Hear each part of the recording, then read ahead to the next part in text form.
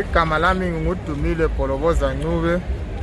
Ngilapha koBulawayo koNtuthu ziyathunqa. Zazisathunqa kudala intuthu kade sazisathunqi ngendaba zokudubeka, ngendaba zemumo welizwe. Kade sikhuluma kunje sikuDisemba ikhisimusi inyanga ngase sithengela abantwana izigqoko zekhisimusi. Ngabe sesishopile, ngabe sesikhumbula abadala ekhaya. Kodwa ngesimo seCovid esingenileyo hayi kubi lonyaka. Ikhisimusi ayisoze ibe mnandi. Ngokubuthana kwabantu kungavunyela nxa kuthiwa abantu babe ngu-50, abantu babe ngu-20, abantu babe ngu-30, khona lokhuyana kuphambanisile kakhulu. Abantu abaningi kabasebenzanga, abantu abasebenza abantu.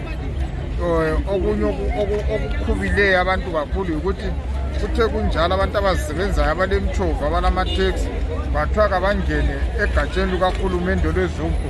Abaningi abakwanelisanga ukuthi bakungene because bathi hayi into ze-government azisisi ndawo. Abantu abaningi abangenanga bakunanzelela sokusekucineni.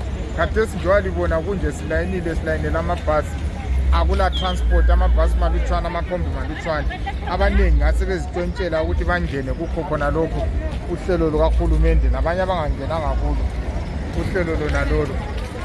Impilo sibili lonyaka ikhisimusi hayi asiyiboni ukuthi ngafanana leminye iminyaka edlulileyo siyabe siqamba amanga. Kusenziwa yi-COVID, kusenziwa kungasebenzi, kusenziwa yisimo selizwe sikuso. Ngoba kade singikhuluma ipetrol ikhwelile, nxa kukhwela ipetrol kukhwela yonke into.